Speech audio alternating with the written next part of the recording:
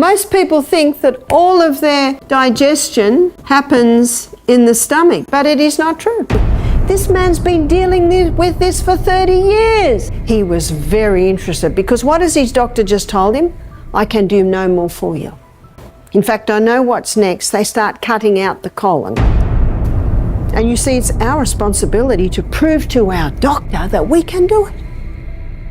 Meet Barbara O'Neill, a renowned naturopath with over 40 years of experience, who has uncovered some eye-opening secrets about gut health, secrets that Big Pharma would rather keep hidden. In this video, she'll reveal powerful natural methods to heal and restore your gut without relying on medications. Stick around until the end, where she will also share a very interesting story about a man she healed in just 1 week. So the mouth is the first organ of digestion. The mouth is the only area that we have say over when it goes in, we have say over what goes in, we have say over the environment surrounding when it goes in. We also have say over how long it's actually in the mouth. And we also have say over how often it goes in. So this is basically the only area that we have total say over. The mouth's pH is an alkaline pH. And there are only 2 food groups that are broken down in the mouth. A lot of people don't even realize that anything starts its breakdown in the mouth. The enzyme that's released in the mouth that breaks down starch is called ptyalin. And ptyalin is what's often called a salivary amylase. The salivary amylase breaks down starch. It doesn't totally break it down. As you'll see as we go down the journey, it begins the breakdown. The other food is a saturated fat. Saturated fat begins its breakdown in the mouth. Saturated fat is a combination of short and medium chain fatty acids. And underneath the tongue there are sublingual glands, and they release lingual lipase. And lingual lipase is the enzyme that breaks down the saturated fat. So saturated fat is unique in that the breakdown begins in the mouth. That's the only digestion that happens in the mouth. But something very important also happens in the mouth, and that's chewing. We've got teeth for a reason. We should chew, chew, chew until our food is almost a liquid. And then the food comes down the esophagus through this little gateway here called the cardiac sphincter and into the stomach. So the stomach is the next organ of digestion, and the stomach is not an alkaline environment, it is an acid environment, and it's very important that it be an acid environment. You see, the folds that line the stomach are like this, and they are lined with gastric glands, and 2/3 of those gastric glands release mucus. And what that does is that provides a thick mucosa wall protecting the stomach about what is released in here. Now what's released here is pepsinogen, and the other enzyme that's released there is hydrochloric acid. Now in an acid environment, pepsinogen and hydrochloric acid unite to release pepsin, and pepsin is the enzyme that breaks down protein. So the only food that's broken down in the stomach is protein, and it's broken down by pepsin. Hydrochloric plays a very important role. You see, hydrochloric acid not only unites with pepsinogen to release pepsin that breaks down the protein, but hydrochloric acid is antifungal, antibacterial. So if any fungus or yeast or bacteria happens to be on the food we're eating, if you've got nice strong hydrochloric acid, it basically annihilates it. And you can see why God meant this union to happen here, because if pepsin was here, pepsin could start breaking down the lining of the stomach. Something also is released here, and that's the intrinsic factor. The intrinsic factor is very important for the absorption of B12. So if someone has low B12, it could simply mean they've got low hydrochloric acid, or their gut is not making intrinsic factor. Because once the B12's absorbed, there's an enterohepatic circulation that connects this area with the liver. And B12 can be constantly circulating. So someone can have no B12 in their diet for 30 years before they can show a B12 deficiency. So if someone has a B12 deficiency, the first thing I look at is the function of the stomach. And one of the signs that someone has low hydrochloric acid is they've eaten a meal, 6 hours later, they're still feeling full. You see, if we had nice, strong hydrochloric acid, it breaks down the food, of course, with the connection of pepsinogen quite quickly. I've never met anyone with too much acid in their stomach. If someone says, I've got an over-acid stomach, my question is, how do you know? Oh, I can feel it burning. Oh, the problem's not the acid. The problem might be you're dehydrated and you haven't got enough mucus because mucus is 99% water. I know it's acid because it keeps coming up here. Well, the problem's not the acid. The problem is this little gate here. You see that little gate called the cardiac sphincter? It should be closed, and if it's closed, no acid will come up. So why would acid come up? Because that little gate is weak. Why would it be weak? A lot of people today have breakfast like a pauper, lunch like a pauper, and dinner is the king and the queen together. And then they lie down at night and gravity presses against that little cardiac sphincter, weakening it. And that little muscle, well, that little sphincter is a muscle. And when it's relaxed, it's closed. And when it tightens, it opens. So stress when all the muscles tighten can open it. So two things will heal reflux or heartburn. One is eat breakfast like a king, lunch like a queen, and dinner like a pauper, or you say supper, and take magnesium 3 times a day. Is it that simple? It is. Isn't that good news?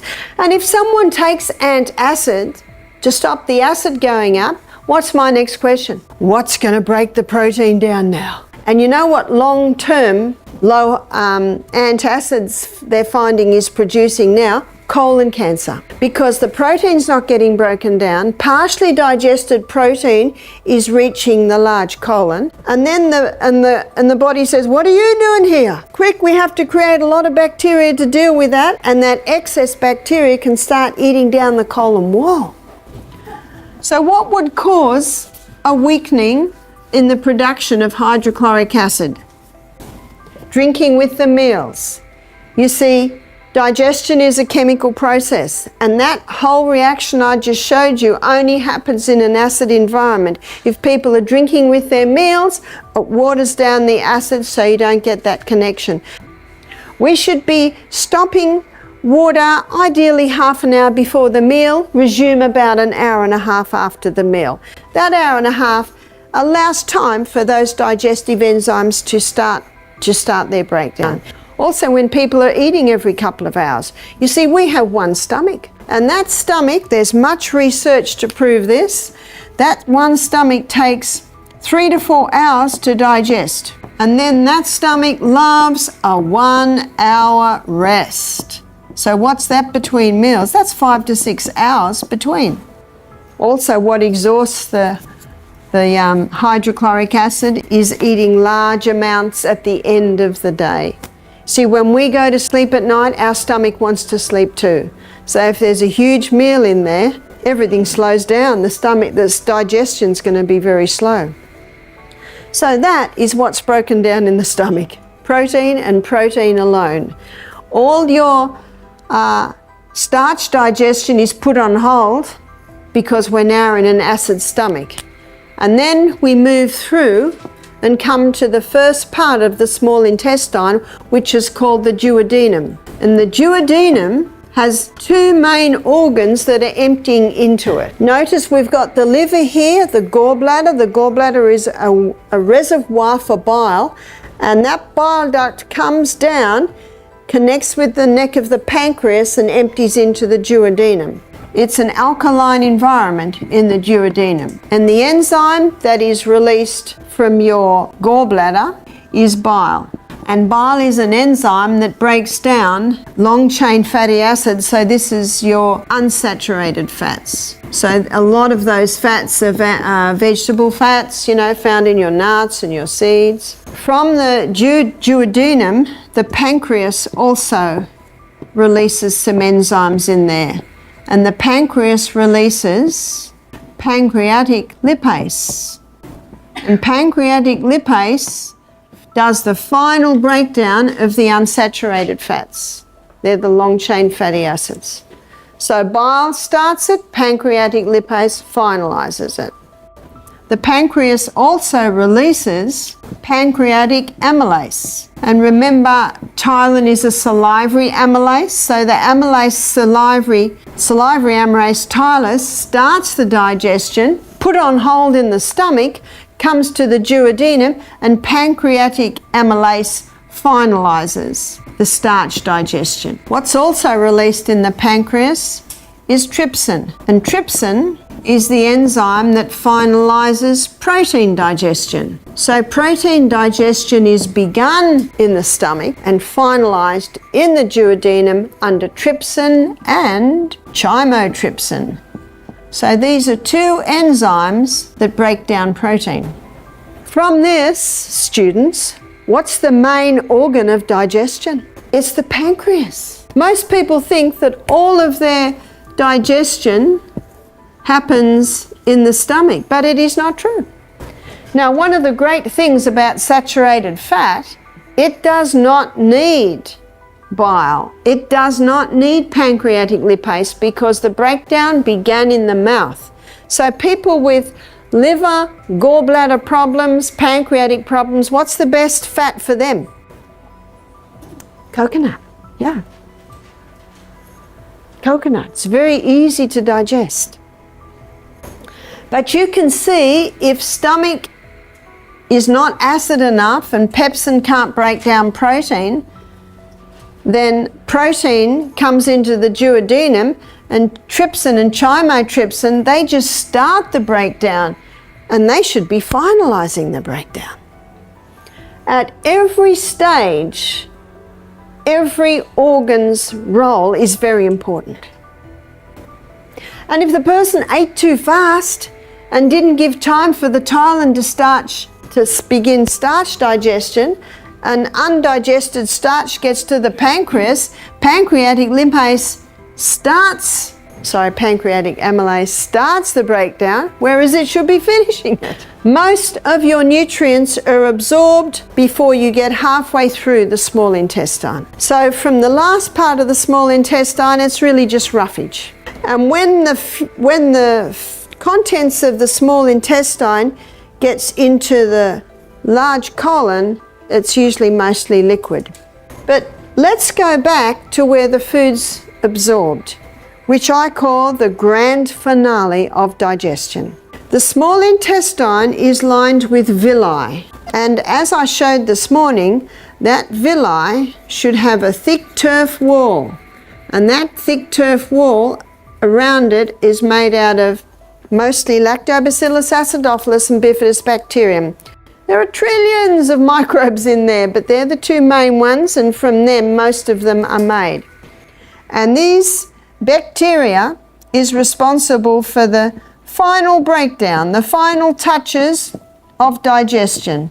They're particularly important for the release of the B vitamins. That bacteria is also important for the absorption of your nutrients across and into the blood. That thick turf wall, those microbes, are responsible for protecting the blood against harmful pathogens that might be in the gut. And those microbes are responsible for nourishing the cells that line the gastrointestinal tract. No wonder I call it the grand finale of digestion. How do you know if the gut's working right?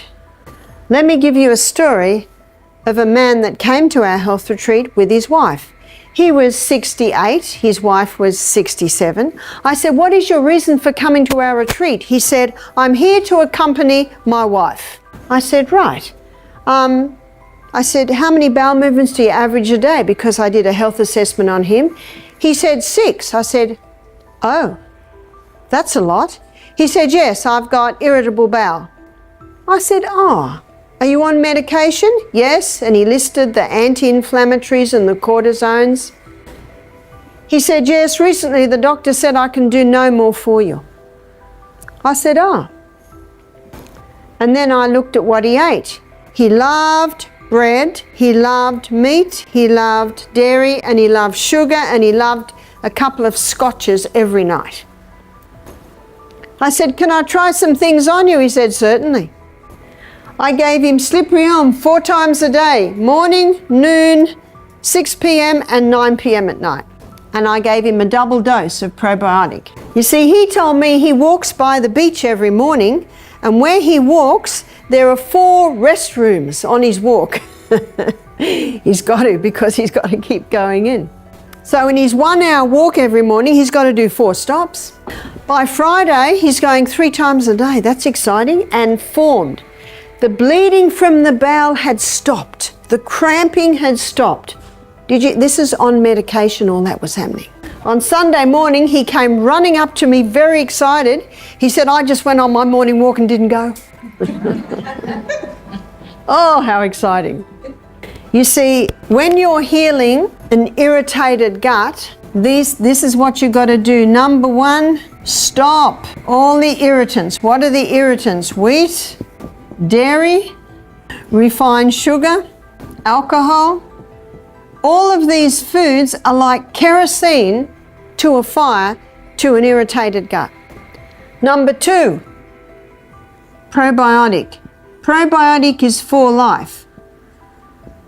And that cortisone that he was on, it can break down that gut flora. The very thing he was taking to supposedly heal him, it wasn't at all. All it does is stop the gut being inflamed. And number 3, there is a herb called slippery elm, and slippery elm coats, soothes and heals the lining of the gut. Slippery elm is a remarkable herb. It not only gives form to the stool, it coats, soothes and lines the gut, and it contains a growth stimulant, so it can stimulate rapid healing in the lining of the gut. When he came to our health retreat, who was he here for? And he sat in the consultation like this. Because of the results he was getting, he was very interested. Because what has his doctor just told him? "I can do no more for you. In fact, I know what's next. They start cutting out the colon. And you want to keep away from the knife if at all possible." And you see, it's our responsibility to prove to our doctor that we can do it. And isn't it wonderful when you surprise them? We live in an amazing body. This man's been dealing with this for 30 years. How long was he at our health retreat? 1 week. He's not healed, but he's getting a long way towards it. You see, cortisone is one drug you have to ease off. You have to ease off slowly. That will work for gastritis, ulcerative gastritis, irritable bowel syndrome, Crohn's disease, colitis. It will heal them all. How long will it take? How long's a piece of string? Depends how willing the person is to adhere to what you've got to do. And it also depends on how much medication they're on and how long it's been like this. So before we close, let me just go back to the stomach. I looked at what causes a reduction in your hydrochloric acid. How can you increase it? Stop drinking with the meal, start having breakfast like a king, lunch like a queen, tea like a pauper, and have the juice of a lemon with a tiny bit of boiling water in it just before the meal, because your lemon is acid and it's a great digestive aid. The other thing you can do is put 1/4 teaspoon of cayenne pepper in a little water and have that just before the meal. Won't it burn? It actually never burns, it just feels like it. It tingles a little bit, but it will also wake up the gastric glands. And it is in that way that you can increase your body's ability to digest. You see, the body's designed to heal itself, and it will heal itself if you give it the right conditions. If you found Dr. O'Neill's tips helpful, don't forget to subscribe to Longevity Lounge for more natural health insights. Stay tuned for more expert advice to help you live your healthiest life. Thanks for watching.